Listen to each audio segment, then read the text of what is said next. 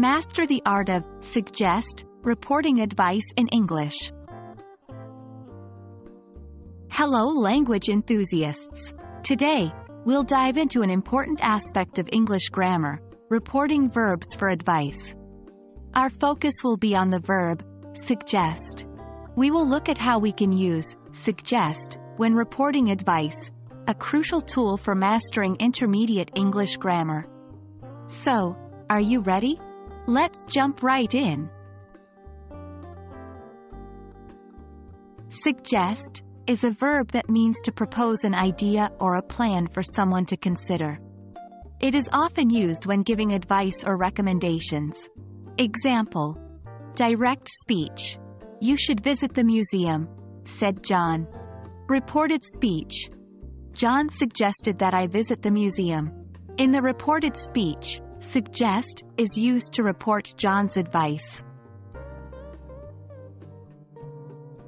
When we report advice using suggest, we usually follow this structure. Subject plus suggest plus that plus subject plus should plus base form of the verb. Note that the word should is optional in this structure. Examples: direct speech. You should take a day off, said my friend. Reported speech. My friend suggested that I should take a day off.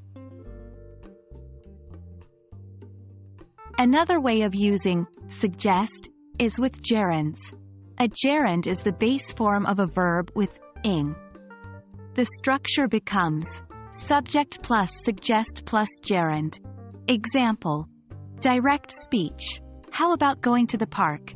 Said Mary. Reported speech. Mary suggested going to the park.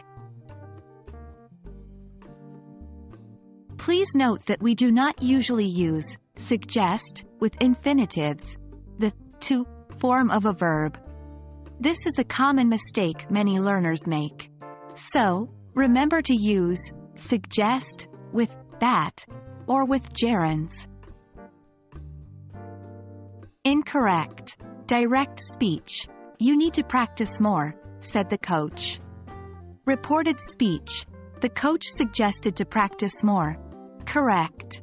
Direct speech. You need to practice more, said the coach. Reported speech. The coach suggested practicing more. Well, that's a wrap on our exploration of the verb suggest in reporting advice. Remember, practice is key when it comes to mastering any new aspect of a language. So, try using suggest in your daily conversations and written English to get a good grip on it. We hope this video has been helpful and we'll see you in the next one. Happy learning!